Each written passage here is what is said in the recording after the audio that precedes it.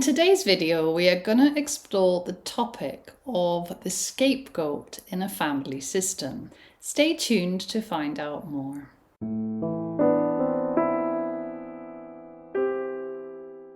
I'm Athena from Courage Coaching. If you are new to my channel, then please feel free to click on the subscribe button in order to receive notifications for any new videos that I upload. Now, in today's video, we are going to be exploring the scapegoat child in a family home. And when there is a scapegoat in a family, this means that the family is dysfunctional. That the parents most likely have a personality disorder or have a lot of emotional immaturity, and they aren't able to navigate emotions, they aren't able to self-regulate, and they're not able to teach their children how to self-regulate either. So what is a scapegoat child's role? Well, you will also know this as the black sheep of a family. And the scapegoat child is the child that the parents single out, and this child takes the blame for all of the problems in the family. Rather than the parents looking at themselves and trying to figure out maybe if it's them that are doing something wrong, they point the finger at their child, and the child is the one that is constantly blamed, is constantly called the troublemaker, is labeled as mentally unstable, as deficient,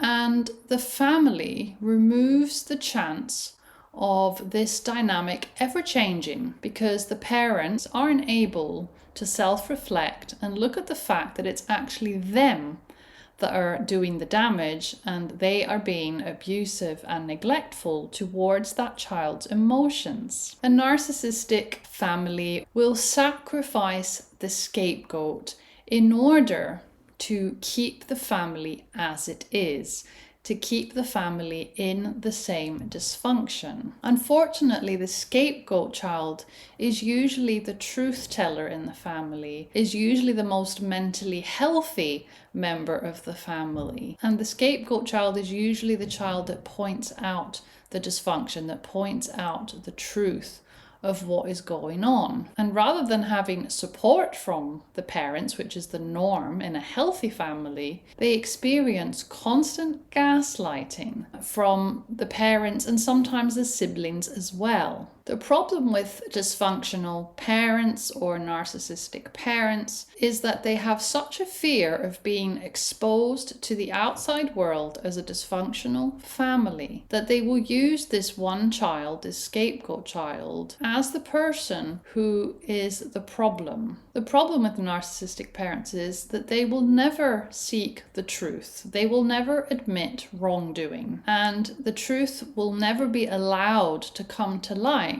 The scapegoat child is the one that is demonized, even though they are very emotionally healthy and even though they are actually speaking the truth. Now, there are 8 different signs of what happens to a scapegoat child in a dysfunctional family home. The first one is that the scapegoat is always punished when they tell the truth. So every time they bring up an issue, every time they confront their parents about their behavior that may be abusive or neglectful, they will always be punished for doing so. The second sign of being a scapegoat child is that essentially the scapegoat child is the whistleblower in the family. So maybe this child threatened to expose a family secret, but they got branded as the bad guy. The truth must never come to light when you are in a dysfunctional family home because it poses a threat to the family dynamic. And dysfunctional families with narcissistic parents thrive in the dark. They don't want the outside world seeing what they are really like. So that is why the scapegoat child poses a danger. The third sign is that the dysfunctional family will always blame the scapegoat child for their shortcomings. So if they are doing things wrong, if they are being a crappy parent, if they are hurting that child, It will always be the child's fault. It will be the fact that the child is too difficult to handle. It will be the fact that the child is too difficult to speak to. It will be the fact that the child is mentally unstable. It will be the fact that the child has a very, very difficult personality. So it will always be the scapegoat who gets the blame for everything. The fourth sign is that the scapegoat child will be held to a different standard to their other siblings. It may be that you notice that the same thoughts or opinions that you may have as a scapegoat child will be celebrated when your siblings express them, but when you say or do the same things, you will get punished. You will always be in the wrong. The fifth sign is that the narcissistic parents will always speak behind the scapegoat child's back. They will tarnish the scapegoat child's reputation. They will always make it look bad to the rest of the family. They will always go on about how difficult this child is because they don't want to face their own dysfunction. The sixth sign is that you are being scapegoated, or that there is a scapegoat child, is that the family will always do things to make that child feel either ashamed or feel really guilty. And the sad thing about it is that the scapegoat child will have internalized these feelings of toxic shame and of being bad or being wrong, and it will take a lifetime for this scapegoat child to change this narrative that they've adopted from their parents. The seventh sign that you will see when a child has been scapegoated is that the family will never give this child any praise or little praise. So even if you have done amazing things in your life, even if you are incredibly smart or incredibly successful, if you are the scapegoat child, your parents will never give you that pat on the back that you need when there is something that you have done well. They will only make you feel like a failure, like you've never achieved anything. And this is really, really unfair, because you may be the most remarkable son or daughter in this family unit, yet your parents refuse to see that.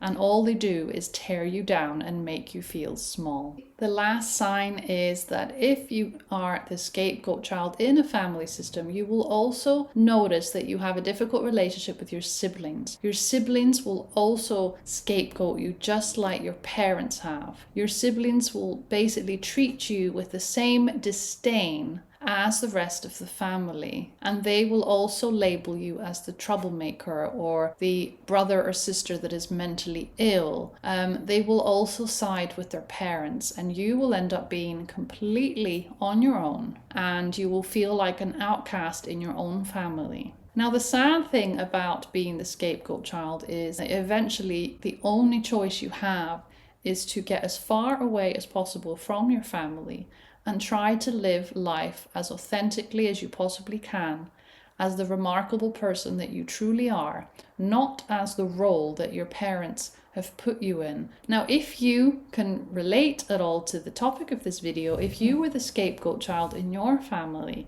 then I'd love to hear your experience. So please feel free to share in the comments below. And if you are looking for one-to-one coaching or support navigating a life outside of a dysfunctional family home, if you are looking to heal, if you are looking to reparent your inner child and help yourself become stronger, then please feel free to email me at courageisallyouneed@gmail.com. That is the end of the video today. Thank you so much for watching and for listening, and I will see you very soon in my next video. Take care, everyone. Bye-bye.